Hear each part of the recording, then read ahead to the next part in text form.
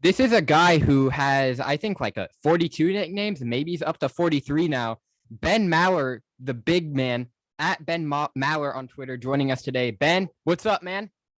Emmett, I don't want to do a nickname rundown because that would be stealing the thunder from your podcast. And I am a guest. I am visiting your house, Emmett. So I don't want to take away the magic of the nickname rundown, but I do have a lot of nicknames. And I have been called many things over the years, but you know all of them, right? I mean, you listen a lot as much as you can with school and all that. I think I can.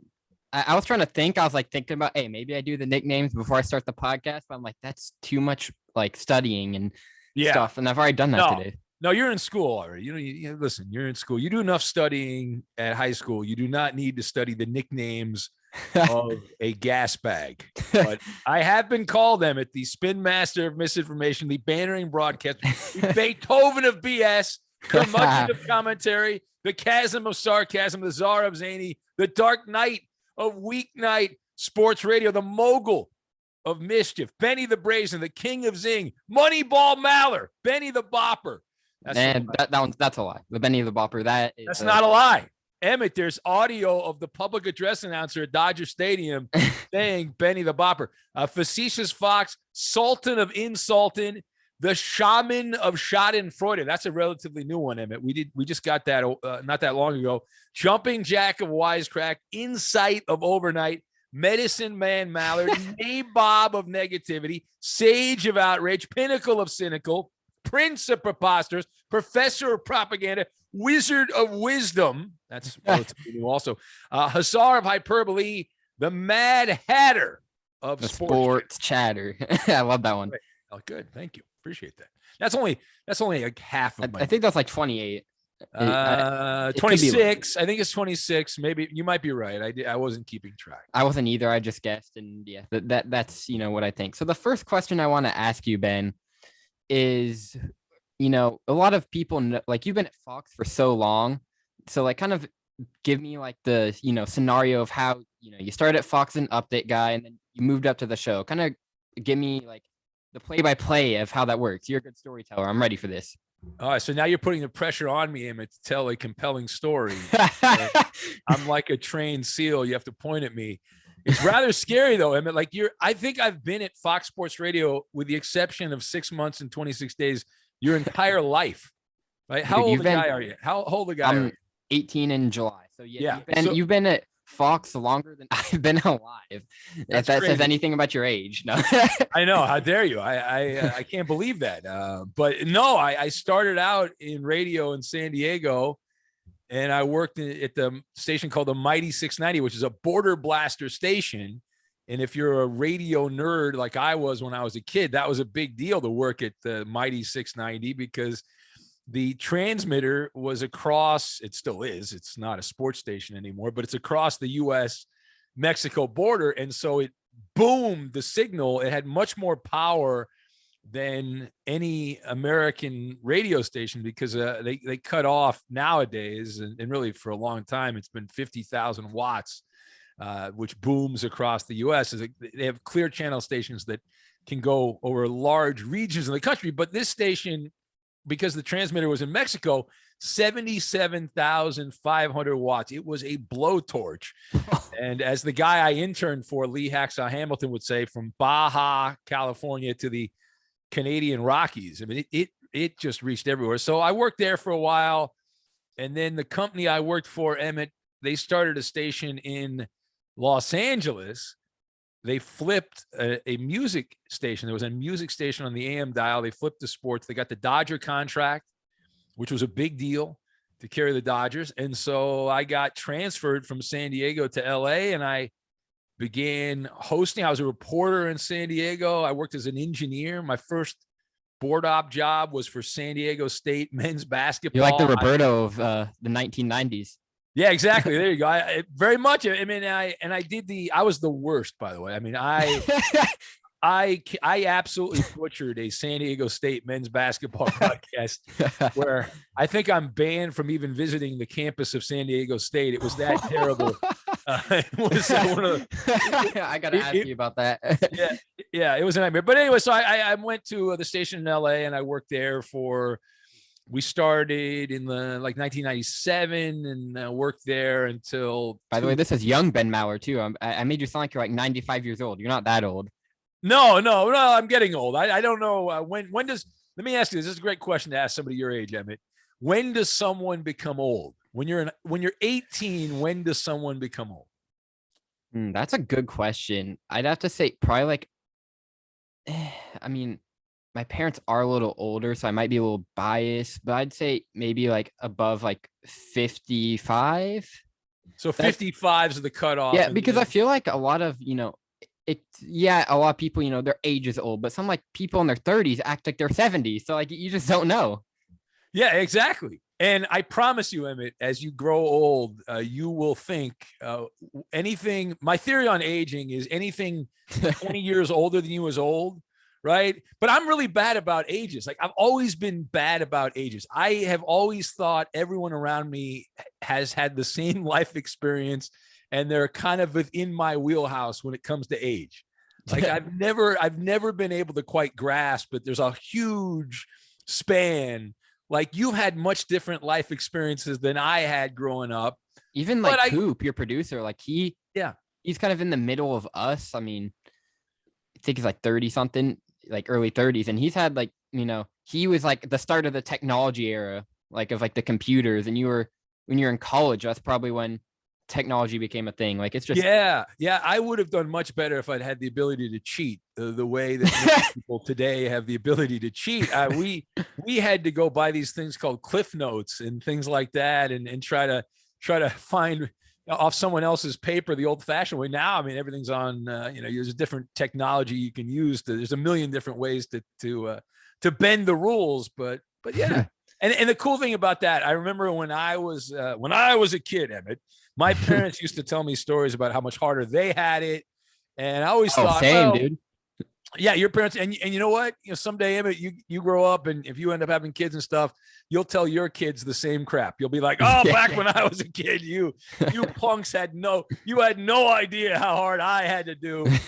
We only had 3 social media channels when I was a kid. And so it's just the evolution of life and all that. But it is pretty crazy, man. The age. I bet you ask your parents, do you think you're old? They'd probably be like, no, I don't think I'm really that old. Oh, for sure. Yeah, for sure. Well, no one's going to admit they're old. Like, no one's just going to be like, yeah, I'm old. Like, if you say that, you're kind of a loser. Well, that's not true, because my father, may he rest in peace, my dad loved being old. He loved it. He wasn't even, we used to kid around at the house when I was a kid. Was he a cheapskate? Like like the 65 and up, or you get like the discounts and, like, now with the whole COVID, you get your own like shopping hour at like Costco and stuff. Like, was he? Yeah. Well, my dad just loved the fact, because he hung out with my grandfather, who was actually my mom's dad, and my mom's dad was like the king of curmudgeons. He's the guy I learned Yiddish from when I was a kid. He used to speak Yiddish in the house, and so I learned different words, random sporadic words. But my grandfather, he loved being old, because when you go out to restaurants and stuff and you're the old guy, you can get away with kind of goofing around a little bit and telling jokes and things like that, because you're the old guy. People feel I don't know if they feel bad for you or they're just like, hey, he's old, whatever. And so my dad always wanted to be that guy, and he got to live that life for several years. And but we always talked that growing up, that my dad always kind of practiced that he always kind of prepared for being the old guy and all that, and he loved it, and all the benefits. But yeah, I'm fine with the age I'm at, but I don't think I'm going to stay the age I'm at, Evan. I think well, really, I had no idea, Ben. Yeah. One more thing about the age thing, and then we're gonna go back into your story. I have to say, like, I feel like there's some like pros and some cons of being old. Like I said, you go to like a restaurant and you have like the senior, price or whatever, you have like all these like benefits, but at the same time, your health starts to go to absolute crap. So like, that's like the main like bad thing is like, oh, you're less mobile, you can't do as much, but some of those benefits might be nice, man. Well, yeah, everything's relative, right? I mean, you've got benefits being a young punk 18-year-old, right, that I don't have. And then, well, usually it's like what they say in sports, right? The athlete the young players very gifted athletically, but usually not that bright. And then when they kind of figure everything out, their athletic ability goes down.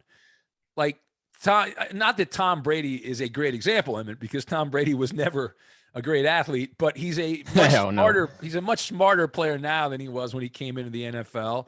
And just like all these other guys, you play long enough and you kind of grow wisdom. What you gain in wisdom, you give up in athletic ability.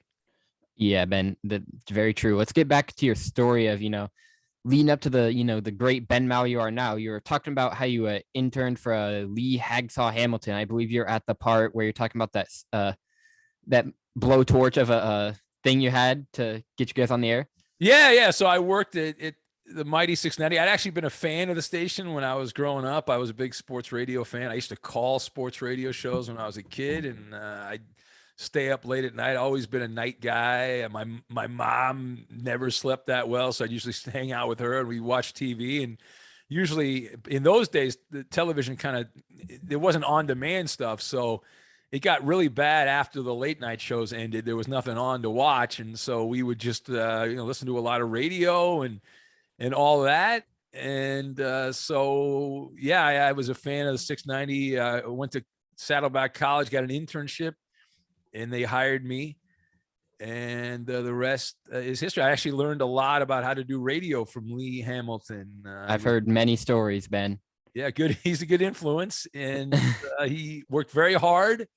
He spent a lot of time preparing for a show. He didn't just show up 5 minutes before the show, and he put a lot of effort into it. And so that's where you got that thing that Rob Guerra, Wrong Button Bob, says how you prep like 6 to 8 hours. I mean, it is Wrong Button Bob. He might be, he might have hit the wrong number when he was typing on Twitter, but yeah, that's where you got it from. Yeah, no, Emmett, I spent a lot of time putting my what together, but part of that too is paranoia. Part of that's paranoia. I never want to be in a position where I don't have a job because I took the opportunity to cut corners, and I never. These you rely on phone calls and the phones are down. yeah, exactly. I mean, these jobs don't last forever, and they come and go in radio. But I've seen a lot of people that have lost jobs because they were just lazy and they didn't prepare and they didn't have a good grasp of what to do. And I don't want to be that guy, Emmett. I'm not going to be that guy. Never going to be that guy. Always got to prepare. And I learned that also when I was a Cub Scout, when I was a little kid. Oh, I was a Cub Scout too, Ben. Were you? Yeah. See, what was your favorite part of the Cub Scouts? I love when we got to the level. The popcorn, man. Popcorn. The popcorn so good, dude. That's not a bad. That caramel corn was on point. And then we had like these boxes because obviously I've been Washington my whole life, and they're like caramel Cracker Jacks, both like the Seahawks logos. Those are pretty cool too. Oh yeah. Yeah, that's cool. Well, anything we add sugar on top of salt, and that there's nothing wrong with that. You can't go wrong with that. And if you ever have Eddie on here, you'll have to ask Eddie about the LA. Eddie was one of my next victims. Him and Arnie Spanier. I feel like those would be the guys to get. Yeah, let me know, and if they don't do it, I'll kick their ass. I'll shame them. And I will. I will shame them for not doing your podcast. I will bully them. My thing with Arnie is I just can't bring up Ben Maller because I think he's scared of you and the militia. I don't know what Arnie's deal is, but I'm not filling in for Ben. Last time I filled in, they made me cry. Yeah, Arnie he's on the list, the Maller militia. He is a victim of the Maller militia, Emmett. That in previous generations, Arnie used to be my fill-in guy whenever I would take time off. I don't miss a lot of time, but they'd always call Arnie up. Call Arnie this year. yeah. I don't think that's gonna happen. We're getting close to the end of the year. I usually go on sabbatical here. I take a little break. You do it on my winter break, Ben. Should I plan it out? You want to fill in for me, Emmett? You want to? I got you. Yeah. Yeah. All right. Yeah. As long as maybe I'll become a Clippers fan, just so, like Coop doesn't miss you on Gone, and just have these crazy Clipper takes just to make Coop want to come to Washington and fight me. I don't know, Emmett. Are you qualified to be a Clipper fan? No, there's a special. I'm a Blazer fan. I just fake it. Like you say, I could be. You're like, I'm not a lawyer, but I could be one on the radio. I'm not a Clipper fan, but I could be one on the radio.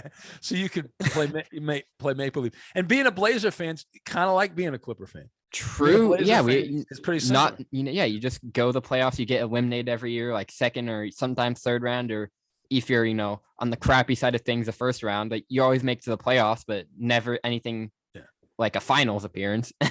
Well, I like the fact, Emmett, that you are even though you're in Washington, you're not a Mariner fan. You're a Dodger fan, right? You're not. What's funny, Ben? I am a bandwagon Dodgers fan. It was in my Twitter bio, and I made the joke to Bo Benson. I was like, I'm cool with the Mariners because I can, go see their games, but I'm a bandwagon Dodgers fan. All right, bandwagon. All right, that's me.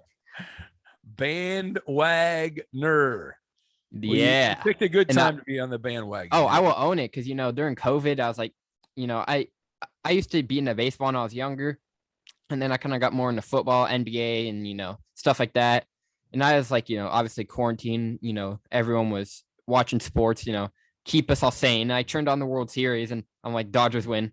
And then I make a joke about it on Twitter, and like when I first started to contribute to your show, and J Dot, shout out J Dot, by the way, he's like, I'll send you a Braves hat if you become a Braves fan. And I'm like, nah, no, go Dodgers. You turned down a free hat. Look at that. I'm actually wearing my Brooklyn Dodger hat, I'm wearing it right now, and it's got the B on it, which I think is B for Ben, but it's actually from Brooklyn. But I am wearing Ben Maller. I'm sporting. If I had sound effects like you, man, I'd be hitting the Ben Maller. Are you mocking my sound effects? How dare you, Evan? I love that. I love the drops, man. How do you get those on the fifth hour? Is there like a device, or is it like a soundboard? Yeah, well, I figured it out. We did the fifth hour for a while. I didn't have any sound effects, and only within the last maybe right towards the end of West of the 405's time on the show. Yeah, exactly. The end of West of the 405, and I actually had Jake, my old engineer, Jake Warner, stay awake with Jake, who used to be on the show. Big brother Jake, and he helped. Super nice guy, by the way. Great guy. He helped build. You can have him on the podcast too. He helped build. Oh, he'll do it. Yeah, it's a good idea. Would. Yeah, he helped build the podcast studio here and set me up with some different bells and whistles, because I did Benny versus the Penny on YouTube a couple years ago, and it kept the quality was horrific. It was it was so bad, it was so embarrassing, and so I invested a little bit of money and brought in Jake, and he led me through. He carried. Jake went to the Maller Mansion. That's right. He's the only one that's been here. I've moved several months ago, and no one's been here. It's still not done, Emmett. It's still. Are you doing the ugly sweater party this year? Or? No, I not because of COVID, but the house isn't done, so we figured we'd wait until the house gets done to have like a big reveal of the new Maller Mansion. Yeah, of course. The way this is going, Emmett, you might be 30 by the time this thing is done, so it's taking a long time. So hopefully it'll pick up some steam after the holidays. We're in that weird time of the year. You go from everyone's off for like a month and a half. Like, I feel that. Yeah, it's like Halloween to Thanksgiving and then Christmas, and so everything's lined up where people take a lot of time off. But it's slowly getting where it needs to be. But no ugly sweater party this year. Holidays on hold, unfortunately. Boom. All right. I got a question for you. I have to ask one of the. He's also known as a dentist past his Fox Sports Radio career. He is, a legend, Tom Looney. You were just Tom Looney. Maybe not a legend. Maybe that's a lie. But I like legend. Looney. He's a legend in his own head. Yeah, he's a flegend. There I had to pull a Rob Parker.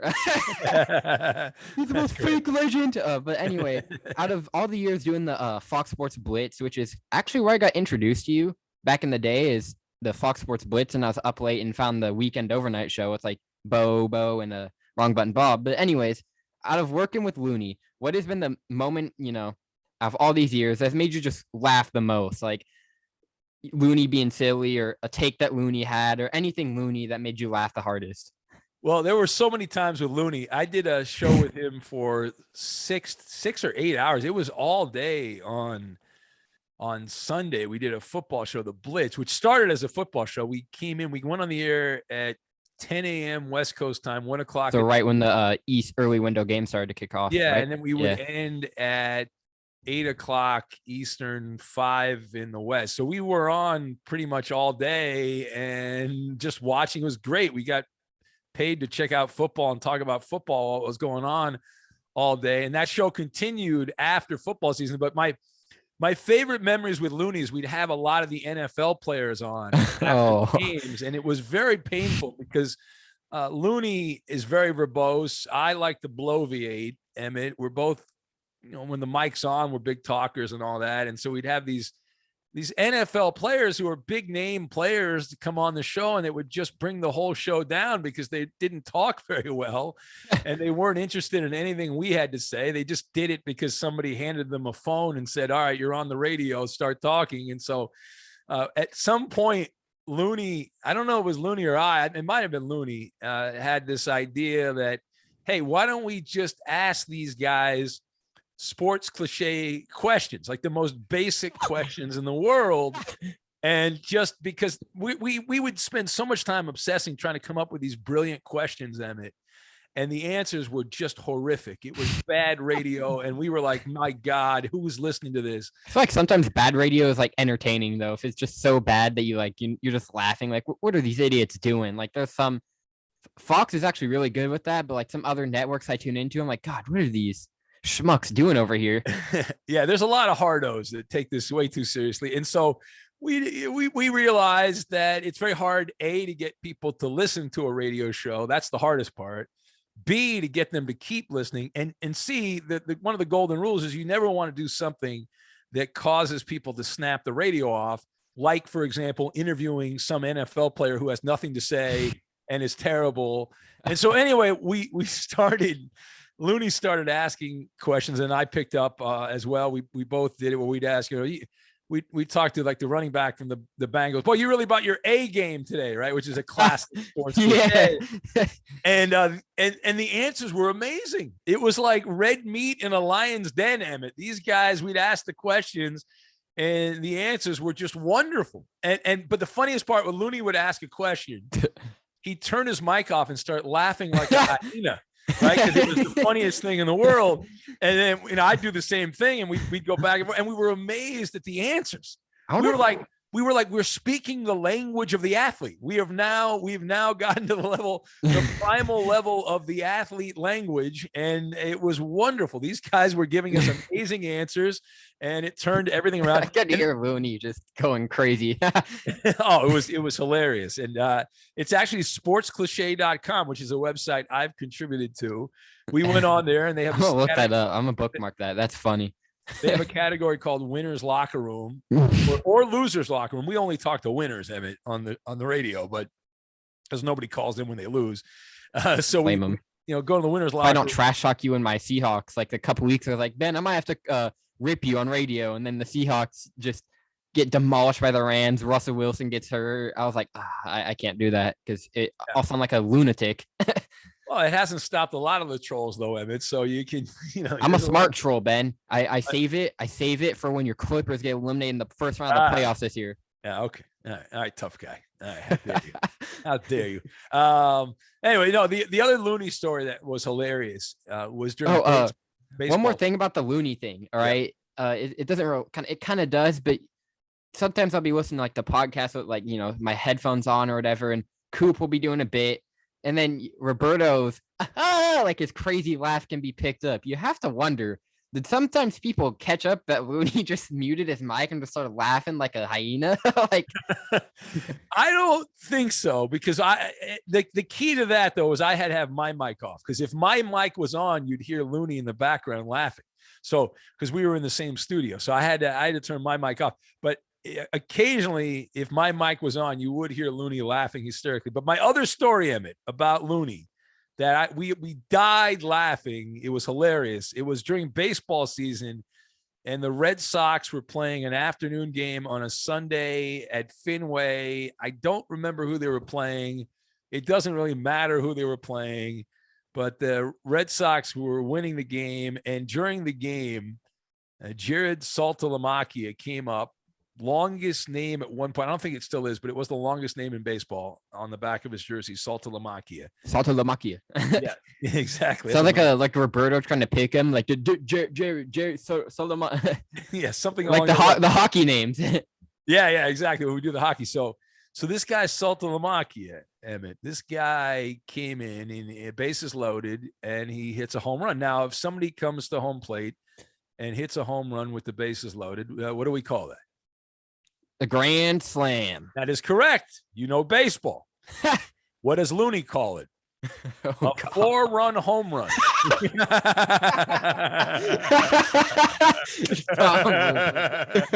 So, 4-run home run. Yes, he said Jared Saltalamacchia with a 4-run home run. And I was like, "Hey, Looney, I mean, I know you're not really a baseball guy, but no one calls it a 4-run home run, Looney. It's a grand slam. That's the third grand slam." And it was hilarious. And he didn't even, it was the Polishing. He didn't realize that what was going on. He was just left out in the cold, but it was hilarious. Man, Looney was such a radio legend that he had his own game show music. Like I was, back when I was younger, I was awake for like the JT and Looney. And Looney game show music, please. And it was like, I don't even know what the song is, man, but like it got you motivated. Looney started dropping his takes, and then, him and JT, man, was good. But Ben and Looney on the Blitz was just funny because both you guys are radio guys. I mean, Looney not anymore, but like I feel like Looney was like kind of a radio nerd like you, and you guys are just getting to some like mischief on the air. Like, yes, we love getting into all kinds of nonsense on the air, and I appreciate the kind of work. Looney's still a radio guy, though. I want you to know him, man. Looney, he just like he's some like news station in LA, right? Or yes. How great is it that his last name is Looney and he does radio news? Now the news with Looney. Hold on. So remember, if people don't know, I'm gonna teach you guys a lesson here. All right. The way I got Jonas Knox was through Lido app. You have to be cool with the executive producers on the radio, or else I could have texted Lee if I ever trolled Lee on Twitter. I could have just DM'd him and been like, "Hey, can you give me Jonas?" He could have been like, "F you, man." And so be good to the producers. And this leads to my question. Remember that guy, Ricky, who was in a couple weeks ago? Did he work on the same station as Looney did? Because he said he used to work on a station in LA for the news.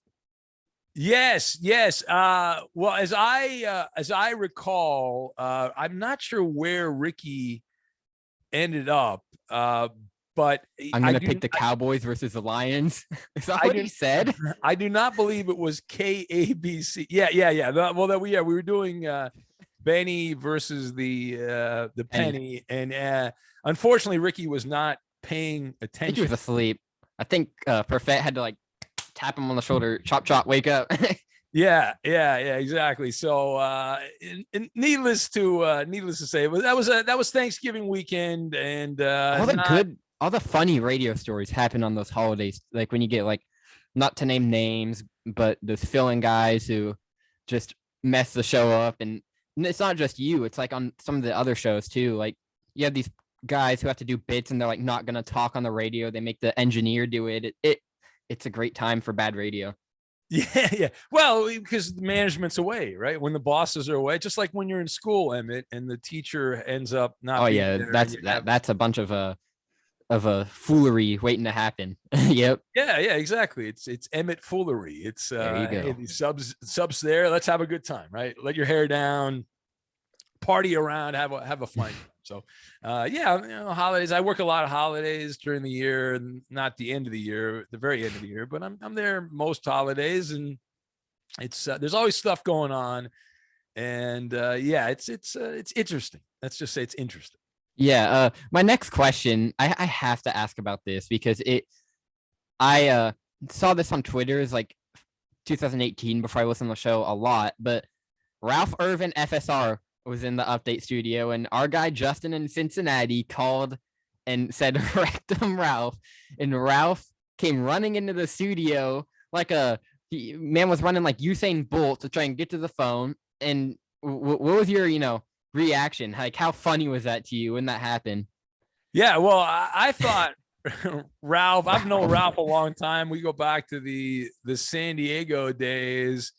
And we had a fine experience in our early days in radio, and so Ralph got very upset at Justin. Like the guys, he still holds a grudge to him on Twitter. By the way, I'll say, like, you can tell, like Ralphie is just he knows that the Justin in Cincinnati, he's going to remember that name for the rest of his life. Yeah. And Ralph's worked a lot of good jobs in radio, and he came running in like the update studio's around the corner. Like I can't even see where the news guy is when I'm in the main studio at Fox, because he's off to the side, and Ralph was getting upset at what was going on the air. And he ran out of the update studio and ran through the door of the update studio around to the main master control studio, and came in there like a rhino. And you like push Coop out of the way or something? Yeah, he was on a rampage to try to get Justin off the air, except he didn't know what line Justin was on. And for some reason, he didn't quite realize how to use the phone system, even though he knows how to use it. He just had a brain fart. And he starts, the anger was pouring through Ralph's blood right there. He had no he was just going. So Ralph's on the rampage, and he's just kind of it was nutso. It was nutso, and he was finally able to get the mission accomplished there. But it was a very awkward night. But I still have the image of Ralph storming in and just like a wild wildebeest trying to get Justin off the radio. Wait, was that Coop who was in there that night, or someone else? I don't think Coop was in that night. I don't remember who was in for Coop. It might have been Keep Trying Ryan. Coop was Ryan. Bursch is my guy. Bursch would hold his own against Ralph. I know that. Ralph's a pretty big guy. Ralph's physically imposing. Bursch is probably like 5'2", though. Let's be real. He sounds younger than me. Bershinger is a good guy, but Bershinger needs a bodyguard. You know, he needs protection. Well, it's because he's too focused on drinking his Sprite cranberry and eating his El Pollo Loco while trying to answer the phones that he can't look out for himself. Yeah, he's worried about his next audition. Is what true. For his bad commercials, as he says in his Twitter bio. Yeah. Well, are there good commercials? That's the question. I mean, some of them are entertaining. I'm gonna move on to NFL real quick, Ben.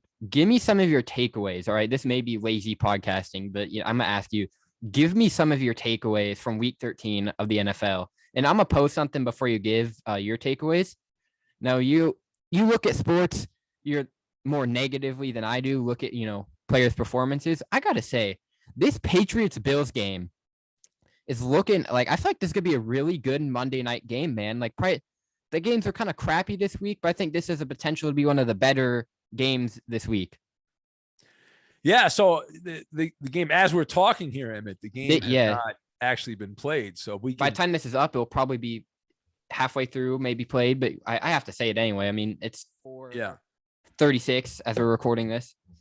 That's right. We're not recording. We're doing it in real time. And we're doing it live from the Blindside studio. We're totally that's right. Together. The Blindside studios at a secret location somewhere in the PNW.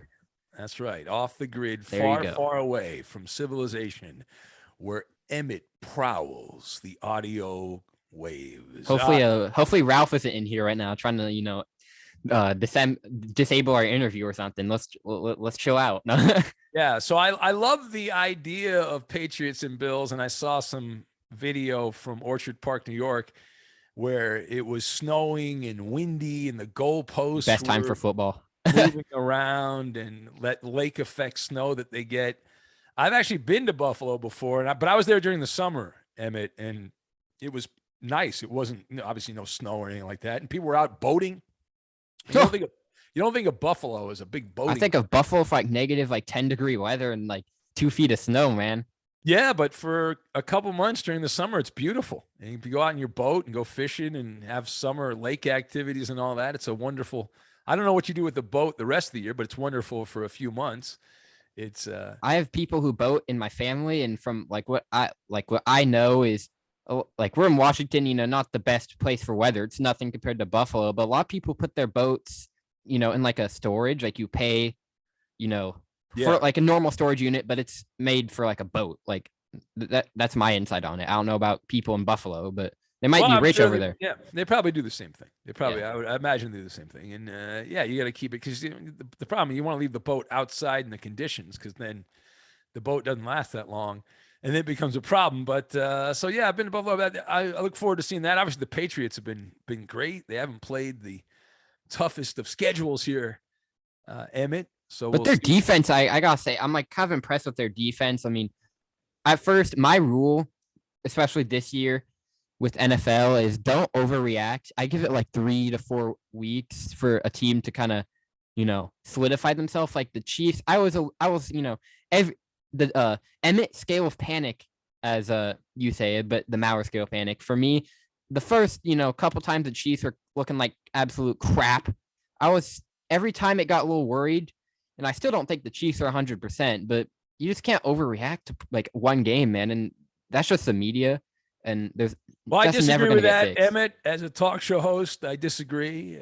I know you're a guy that will maybe end up doing this for a living. It's because you're the negative Nelly, Mr. Ben Maller, the nattering nabob of negativity. But no, I think nabob. in my position as a talk show host, they don't ask me to wait 4 weeks to form an opinion. I have. Well, I mean, I do say like I just don't like some people on the Twitter web will be like, say, one team is one bad game. They're, oh, this team sucks. Oh, they're tanking. Oh, they're not good. They're not doing this. And yeah. I think, I mean, I hear what you're saying. I mean, obviously I'm still going to form my opinion, but I'm not going to overreact until 3 games, like 2-3 games. Well, I mean, if it's really atrocious, I will overreact. If it makes me like throw up in my mouth, as Rob Parker would say, man, I have to overreact if it's that bad. But like, usually I try to keep my hating to a, I try to chill it out unless it's absolutely required, Yeah. Well, I look at things differently. I look at things much differently when it comes to that kind of thing. So I usually, it's week to week. That's the great thing. One of the wonderful things about football is what have you done right now? And also, I'm not a big believer in just giving guys passes like Patrick. Patrick dude, has been terrible. He's been horrible this year. He should have.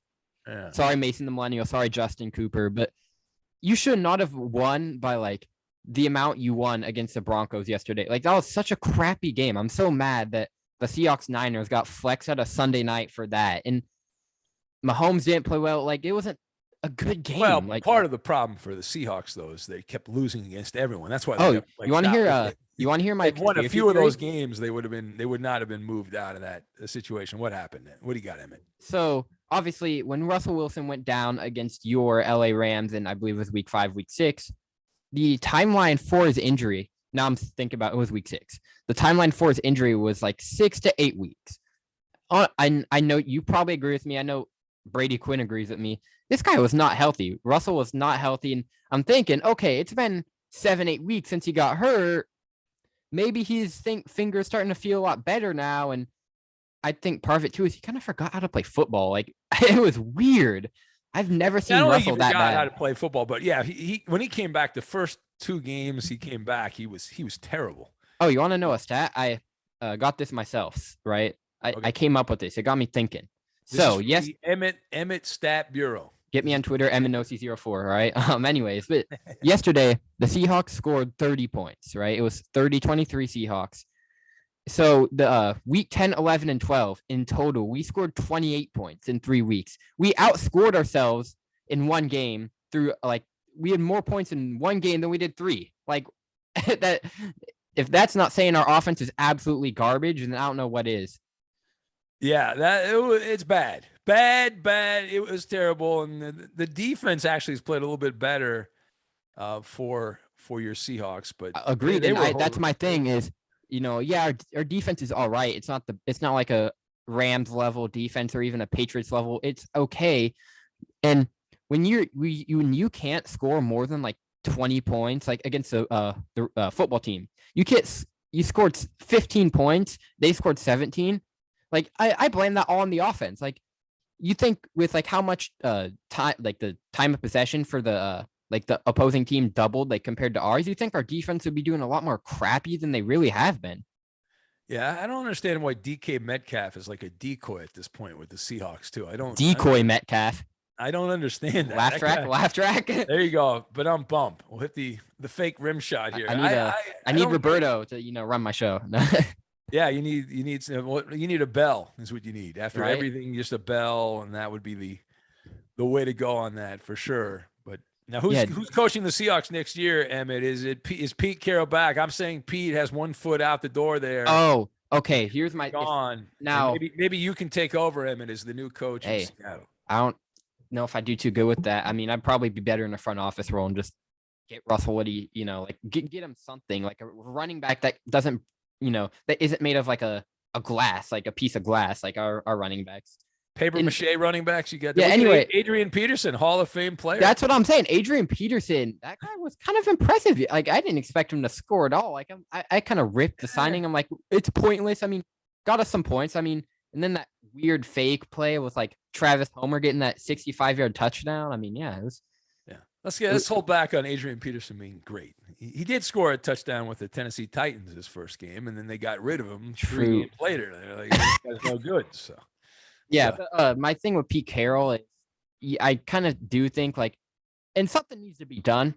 We got the new offensive coordinator Waldron, and Seahawks can't really adjust to things, so that's why I think I don't think I have doubt knowing the Seahawks, they're not going to fire him. Unless like we do absolutely garbage. There's a slim chance, if anything, he's gone. That's what I think. But because like and I don't know who's going to coach. I mean, if I were the Seahawks, I wouldn't move on unless you have that one guy you're targeting who'd fit our system. What if Russell Wilson says, "I'll stay, but Pete Carroll's got to go. He's got to get out of here." And my other thing with Pete Carroll too is if you the wave of the NFL, you know this, Sean McVay, all these like younger coaches, is Pete Carroll. Who knows how much longer he's going to be around? So it's like Russell has a good 7, 8, 9 years, and Russell, I feel like getting a new coach, you can find it easier than a Russell Wilson level quarterback. And so if there's a lot of bad coaches though. I mean, be careful. I'm not going to disagree, but I feel like stooges that are. But there's a lot of incompetent stooges in the quarterbacks. That's what I'm saying. Like, yeah, but it's harder to find a good. Like, if you have a good coach, I mean, a good coach can win with marginal talent. And like kind of Bill Belichick, I feel like too. Like. But even a great quarterback surrounded by bad talent or with mediocre coaching isn't going to do much of anything.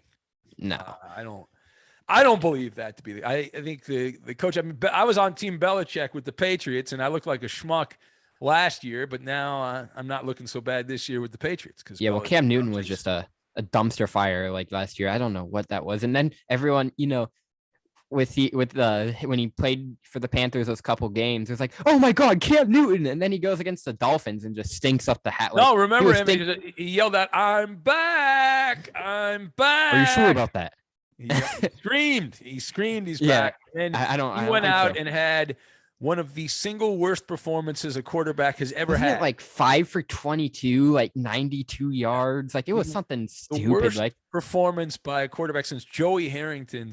When you were like 1 year old, you were a 1 year old baby, Emmett. The last time a quarterback had been that bad in the NFL was 2004, I think it was, with Joey Harrington. So crazy. Ben, we got distracted by my Seahawks.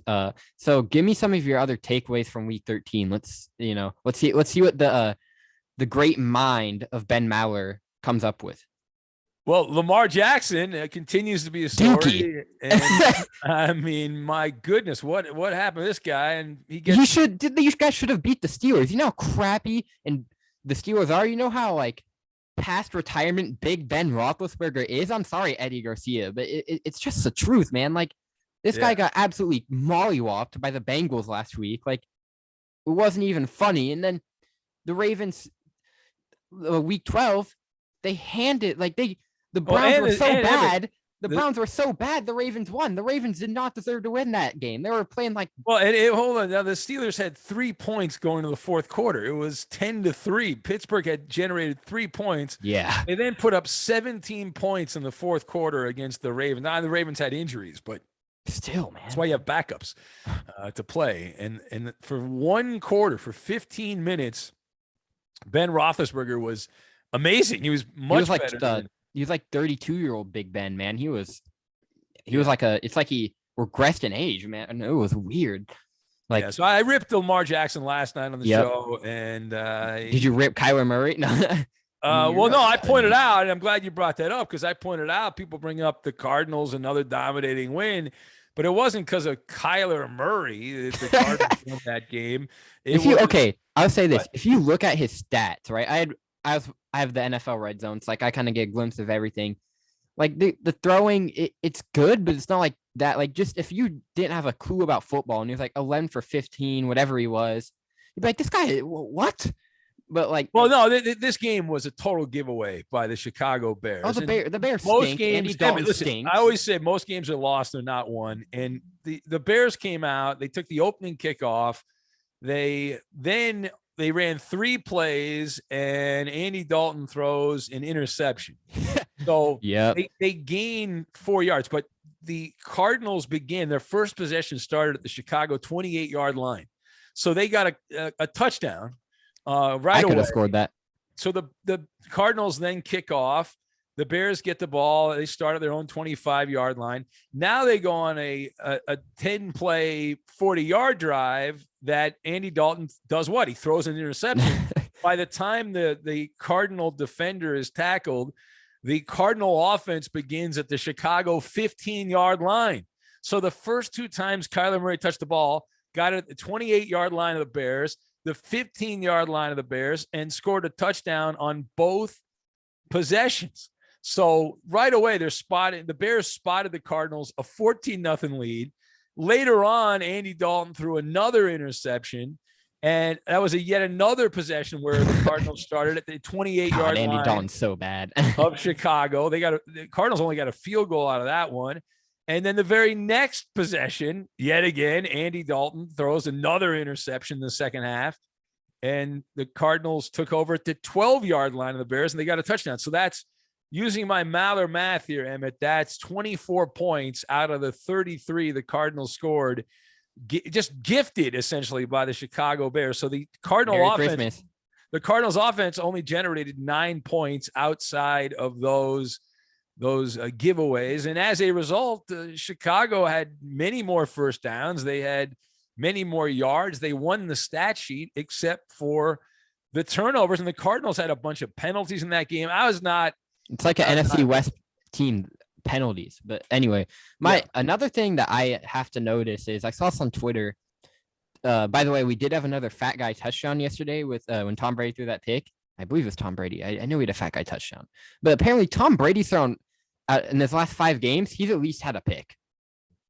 Yeah, Brady's not been particularly great on the road. And he's lucky it was the Falcons. Like if he was playing like a team that was like really good, like if he was playing like a top team, in the league. The Falcons are like, at this point, when Brady was with the Patriots, he got to play the Jets, and the Dolphins were pretty bad, but the Jets were horrible. The Falcons are kind of in that area. Carolina's also pretty bad, but the Saints are just, they have injuries. I mean, they were, I feel like if they had like Alvin Kamara and Michael Thomas, like they wouldn't, but still, Jameis Winston, not that good of a quarterback. Like he had some iffy plays, but you look at that, the Falcon Buck game, and you're like, midway through at halftime, it was 20-17. The Buccaneers had a 3-point lead. So it was anyone's game. Oh, for sure. At halftime. And then the Falcons go out in the second half and don't score any points. No points. Typical Falcons.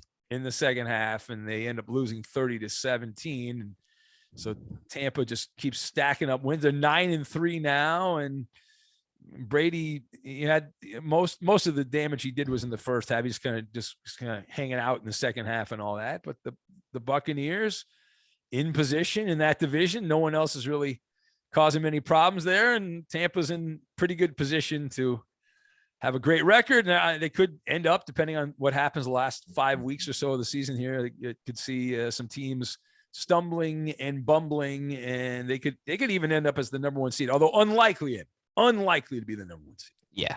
I don't want to hold up too much of your time, so I have a couple more questions about the show, and that I want to ask you. And if we have time, and time permitted, as a great Ben Maller would say, man. Yes, we're on a network clock, Emmett. We're on the Emmett podcast clock. It's more I don't want to waste my guest time clock. I could talk all night, but I'm sure you could turn on the game. I have to, turn on the game, but the beauty is you can see it. You don't need the audio. I need the audio. So if I'm a little late, I'm a little late. Hear every nook and cranny from that broadcast. You can tune in, and we're both looking forward to this game, right? So we want to, focus on that game. But I am here for you right up until kickoff here. There you go, Big Ben.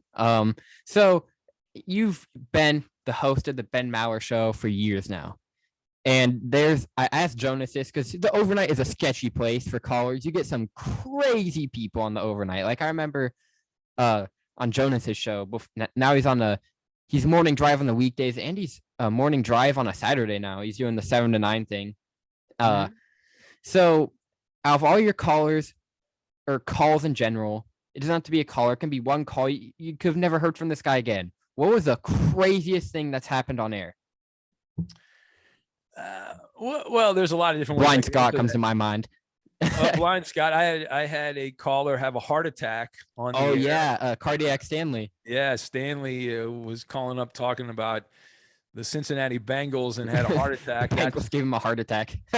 that's pretty high up on the list. I've had people get pulled over by the police while they were calling the show. I've had all kinds of zany, crazy nonsense that has taken place in the middle of the night. And I had a guy who was parked out in front of a neighbor's house. Let's just say, Emmett, he was up to no good with some woman he might have been dating that might not have been a single woman. But anyway, he called into the show, and while he was waiting on hold to play the game show, the person who wasn't supposed to be at the house showed up at the house. So it actually saved him from a very awkward situation. But the greatest caller I've ever had is this woman named Jeannie. Yep, Jeannie from Medford. Yep. Jeannie passed away a couple years ago, but she was unbelievably entertaining, and loved her to death. And the Maller militia loved Jeannie, and they actually helped pay for her funeral when she passed That away. was really cool. I mean, the Maller militia, they act like scumbags or douches on Twitter sometimes, and the fill-ins are in, but great group of people, man. Most of them. I'm not gonna say all of them, but most of them. Well, like any community, we have all kinds, right? To Emmett, you've got the good, the bad, but most people are generally good. And most agreed. people mean well. And so, yeah, they really helped out. Jeannie was by herself. She was lonely.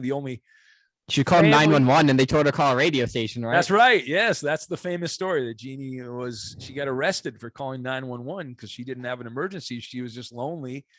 And the police officer's like, hey, you should just find a radio show, call in there and talk to them. And man, if Tinder was a thing back, and Jeannie was tech savvy, she could be like Danny G, but the girl version. She could have all the dude Tinderonis. Yeah. Well, I think it's when you're a woman, I think you have a competitive advantage in that department. Usually on the dating websites, I think. I'm not sure. Never experienced that. I'll ask Danny. Yeah, Danny knows. He has all the answers on that. Danny G on the now he's a married man, but not yet. He's not married yet. He's on his engaged. way to marriage, though. He's going down the path of wedded bliss. Danny G, now a proud member of the 5th Hour podcast. 10 times better than West of the 405.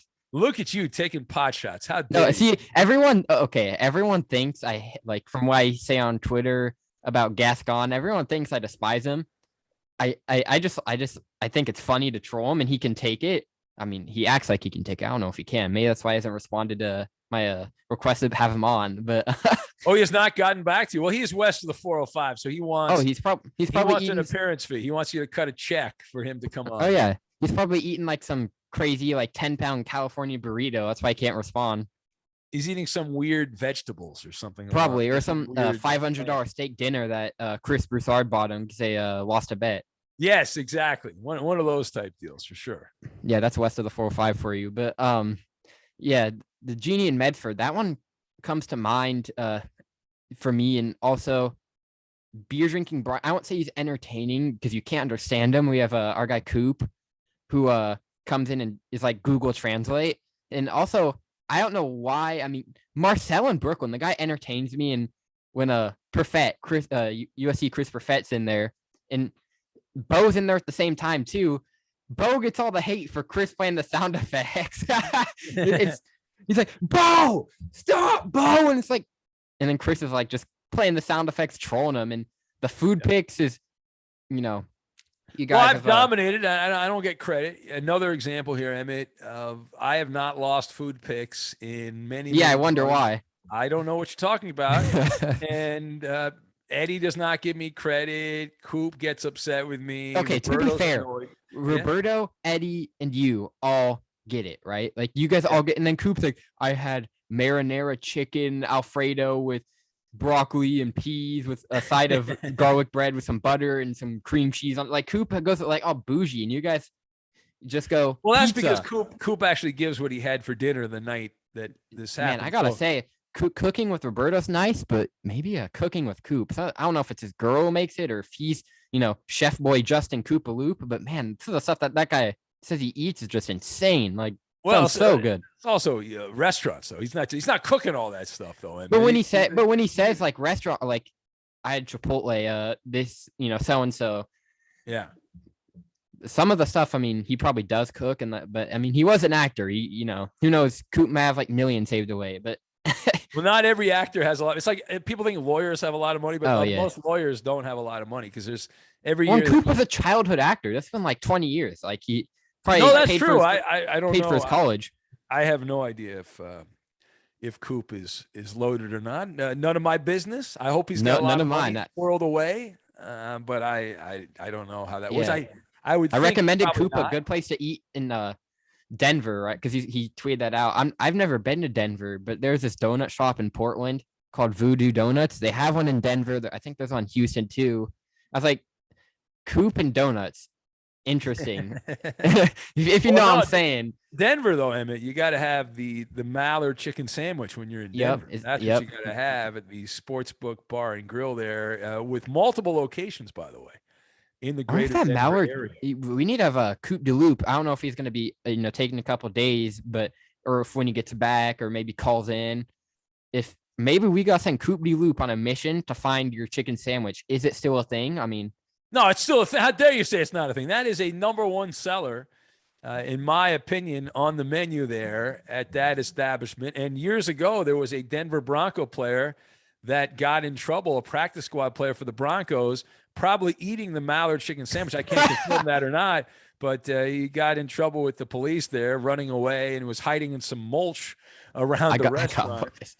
And so it's there and in Kansas City. And I have the AFC West. I have half of the AFC West covered. Boom. We have to get Vegas. Yeah. LA you could do, Vegas you can do. This is the Maller mission of end of 2021 and early 2022. Anyone on Twitter, hit me up at MNOC04 or Ben at Ben Maller if you're a restaurant owner in the LA or Vegas area and would like a Ben Maller meal, maybe like a Maller poutine or something like I something. Love that. The Maller poutine is Mallertine. So good. Mallertine, right? Mallertine. Well, you have an advantage. I mean, you're in Washington, so you're closer to the Canadian border. So you know what's funny about that? Closer to the poutine, the home country of the poutine, which is of course Canada. Yep. So you know what's funny about that is I didn't know about poutine until a couple of years ago. One of my friends, he went to a Canadian guy and they're hanging out. Like I think he went to our school, and he comes back. He's telling me about this. Oh, how good this poutine stuff was. I'm like, all right, this sounds fire. So I Google it. And there's only 2 that I know of, 2 spots in Olympia, like in that area, in like the my area that have this stuff. I'm like, and I've been to one of them. It's amazing, so good. Have you tried? Is it just the authentic poutine? Because they have different varieties of poutine you can get. I think it's like the like the Mexicans like gringo style food for like Americans. I think it's like that version. Like I think it's like the stereotypical like Americanized poutine. It's like there's like fries, gravy. I believe there's onions and some cheese curds. It was so good, but I don't know if it was the real thing because I don't know if it's authentic. There's a poutine place here in the LA area that has like a fried chicken gravy mashed potato type poutine thing, which is amazing. I gotta go to LA just for the food, man. Yeah, it was really good. It was wonderful. So I had that and enjoyed that. But I've only been to Canada once, so I need to go back and just go on a poutine eating mission is what I need to do. That's my goal there. Gotta visit all the key spots. And the great thing about Canada is there's like 5 or 6, random big cities, and then everything else kind of spread out. There's not much there. So There you go. Big Ben Maller joining us. Get him on Twitter at Ben Maller. Get me at MNOC04. Check him out weekdays, 11 p.m. to 3 a.m. Pacific, 2 to 6 Eastern on the Ben Maller Show, or you can check him out on his podcast, The Fifth Hour with Ben Maller. Ben, I got to ask you your official breakdown of the situation that happened. It's a historical moment. Wrong button Bob. He claims there's more to the story. His side of the story was, different from what I've heard. So kind of give your breakdown of the wrong button Bob situation, where it turns out Steve DeSager, one of the all-time greats, his updates were playing. Yeah. All right. So this is, again, my version as I understand the story. Famous story years ago, wrong button Bob. But I got before you go, I got to point this out, man. Yeah. Why you always have like the history, like you got like my homie Bursch, keep trying Ryan, got locked out of the Twitter account. Why is it always on your show? The 6 degrees of me, I guess. There's a cloud the curse of the Bambino around. That's right, the curse of the Bambino. So, yeah. So in the main studio now with COVID and stuff, we've been doing the show remotely from the home studio. But in the pre-COVID days, the main studio, the master computer that the host uses, there's 2 chairs, 2 host chairs. And in the chair that I sit in, if the computer has any kind of glitch, in order to refresh the computer, you have to go back out of that studio, walk down a hall, make a turn, go into a main control panel room. It has all of the computers that sends Fox Sports Radio out all over the country to all the radio stations and the satellites and all that. So there's a lot of technical crap in there that I don't know anything about, nor should I even be in there. So usually what would happen is if I had a problem with the computer, I'd say, hey, Bob, in this case, Bob Garrett, my producer, whoever the producer was, I'd say, hey, I need you to reset my computer. I'm having a problem. So, and just go in there and reset the computer. No problem. Unfortunately, this time there was a problem. And I told Bob, I said, I need the computer reset. Bob said, sure, no problem. Went in there. And about a minute and a half after he walked into the room, we hear the sound. Everything kind of went, there was like this weird noise. And then the next thing I know, I'm hearing Steve DeSager's voice doing a news update. I don't even know when it was giving college basketball scores, but it wasn't college basketball season. And, Bob had hit the master button. I don't know where it is. He probably couldn't do it again. And he shut the entire Fox Sports Radio network off the air. He flipped the switch and the kill switch, and we all went off the radio. And how did that take to get it back up? Like, was it a quick process? Were you just in loop for like 3 hours? No, it wasn't that long. We have a network operations center that keeps track of everything. So there were a lot of phone calls made, Emmett, a lot of screaming, a lot of panic. It was Big Brother Jake back there, right? Was that the guy who was helping Rob Garrett? That's probably the guy who got all of the technical stuff. I think he was there then, but it was a lot of phone calls and a lot of trying to figure out what had happened and a lot of finger pointing. And I wonder what management did to Bob. You have to wonder.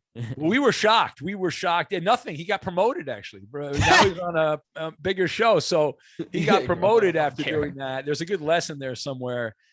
He did work the weekends for like 3 years. So I'll take your consequences. That happens, but radio, people listen on the weekends too, especially syndicated radio. So anyway, we eventually got back on the air, and the story had a happy ending. Bob got promoted, and I have no idea if he could do that again. If we paid him $100, if he could go in there and turn the whole network off, but it worked. And it's one of the great stories. And that's how he got the nickname Wrong Button Bob. He needed a good nickname, and he earned the nickname Wrong Button Bob because he hit the one wrong button. Any of those other buttons he would have pressed, nothing would have happened. He hit the one button that put the whole network off the air. And we found out that when Fox Sports Radio goes off the air, the evergreen programming is Steve DeSager doing a news update from some random point in time. So Ben, the reason I brought this whole Wrong Button Bob thing up is a couple of days ago, I believe I was prepping for a show or posting a show. I was listening to Jason and Mike, right? And they go to trending, and it's our the guy who shall not be named, may live west of the 405. Uh-huh. He comes and he says like his first couple words of his report, and then I hear music. Like it wasn't even the Sager. I was like, and I tweet in like I replied to the Fox tweet like I don't know who their producers anymore. I don't think Frostberg is there anymore. I think it was probably Bursch, and I'm like, did a wrong button Bob situation happen? And they were off air for like a good hour, and it was just a straight crappy like elevator music playing. And they come back on. Yeah. I don't know. I was not there. Tyshirt said it was a power surge. Yeah. I was not there for that. But I did get a phone call that I might have to come in from the North Woods to do the show in the main studio. Yeah, there was some technical snafu that happened. I'm not sure exactly what. I don't know. I had nothing to do with that one. I was far away. Let's think of a new name for Tyshirt. Elevator music Tyshirt or something. There you go. Yeah. So we had that situation not that long ago. But listen, this is a 365 day a year operation, 24/7. So every once in a while, stuff happens. What are you? Yeah, right. That's kind of like when the gremlin struck and you got up and immediately ran to your car. You did the Mauer maneuver to the Mauer mobile, hopped in and probably sped. You probably hit 100 going to the That's Fox right. Sports Yes, radio studios when Oakley Dokley Doo was in there. I interviewed him, by the way, when he was in there, and you were trying not to have the takeover. I'm like, Ben, you didn't have to speed. You could have had Roberto do the show, and we could have talked to like Dodgers or something. Well, that's true. I could have done that, but I was the barefoot broadcaster. If you remember, I ran in there and I was in such a hurry. I did not put my shoes on. Yeah, it's great. I'm trying to think, we're coming close to kickoff. So I got, we're going to ask this question out of your and Coop's banter, Triggered Coop is so funny, man. Like when Coop is mad, what is your favorite flustered, angry Justin Cooper moment? Well, anything involving the Lakers, he gets very upset. He's great. He sounds like a little kid when he yells. He's like, "But no, Ben."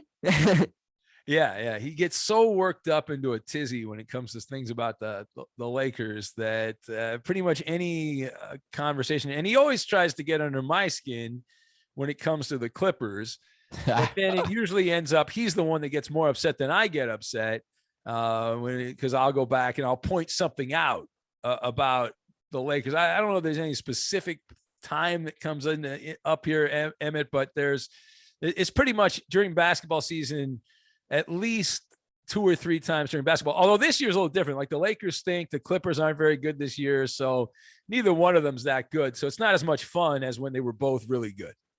Yeah, that's. I'm trying to think of one that comes to my head. I probably the Lakers ones, and when the Lakers got eliminated from the first round of the playoffs, and Coop was he said he wasn't livid, but you could tell it got under his skin a lot.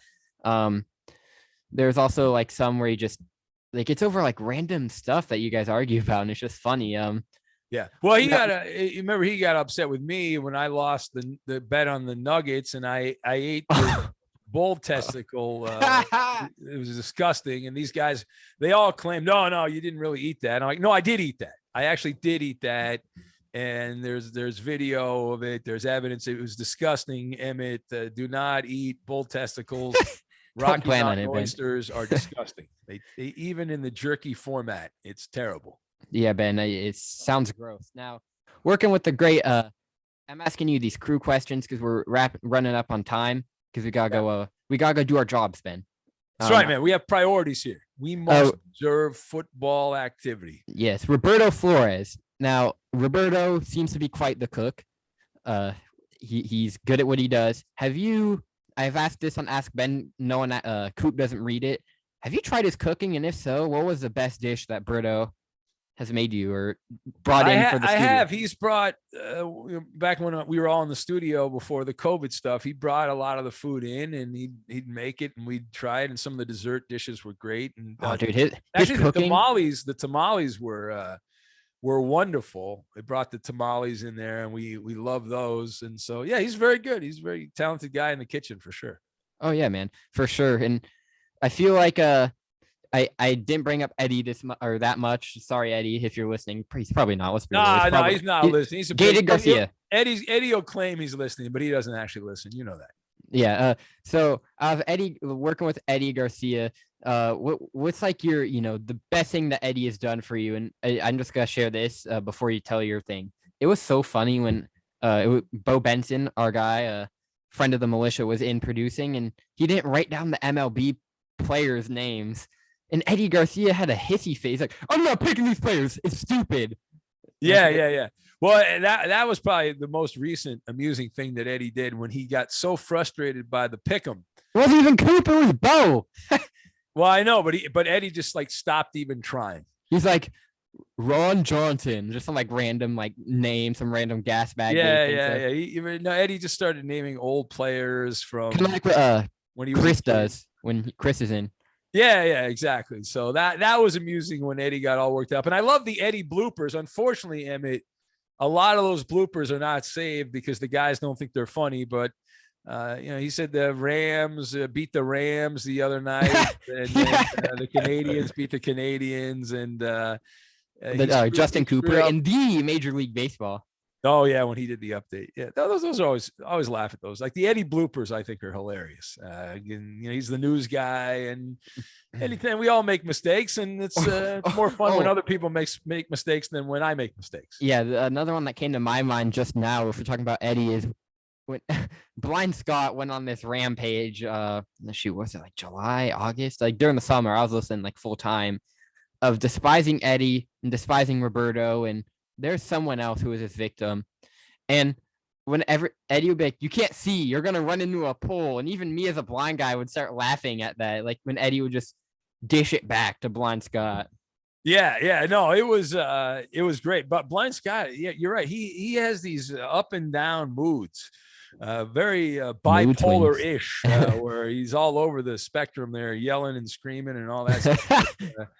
He's been pretty mellow lately, so I guess he's taking care of himself. Yeah. But Eddie would push back, and it was good radio during the summertime. It was fun. It was a good time. Yeah, man. One last question. All right, Ben. Yes, sir. Will your Clippers? This is the gold standard here, Emmett. This at is Ben the Mauer final. At Ben Mauer on Fox on Insta.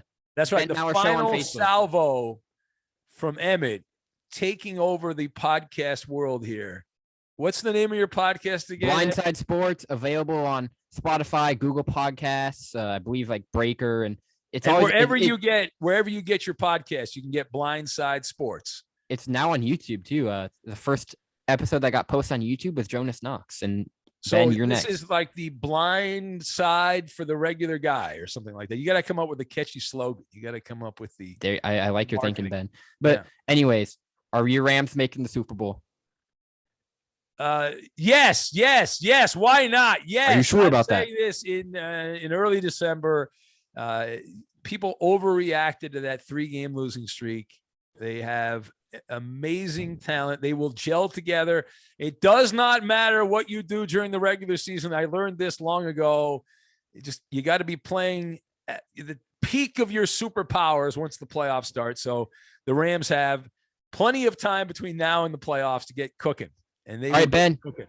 Yes, sir. I don't know if that's true, but anyway, we're running out of time. Nobody know. You don't know if it's true or not. I don't know if it's true or not. You asked me a question. I gave you an answer, Emmett. How dare you? Ben, this is fun. Check out Ben's show on the weekdays, 11 p.m. to 3 a.m. Pacific Standard Time, 2 to 6 on the East Coast, 1 to 5 Central, 12 to 4 Mountain, 8 or 9 to 1 or 12 or 1 Hawaii. You see, I'm good with the times. I even know that. Yes, you are. You're very time zone inclined. And Emmett, continued success for you. I look forward to seeing.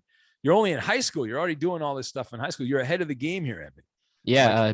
Unfortunately for you, so I'm on my like audio podcast. Brian Finley is my most played. I know you're cringing. He had like 26 plays. I think you're gonna take it over. And my first video podcast, which is available on audio as well, Jonas, and you'll be on audio as well. Yeah. On the video side of things, it has like 55 views last time I checked, which is yesterday. So it's going off, Ben. Super fun having you. If we don't get at least 26 people to watch this, I am retiring from radio. All right. Book that, Birdo. If you're listening, save that. I gotta get Birdo on, Ben. It was fun, man. Hope everyone has a good Monday. This is gonna be up late Monday night. This Monday night football game. I'll have a podcast about this later in the week. Thanks for watching. Peace out.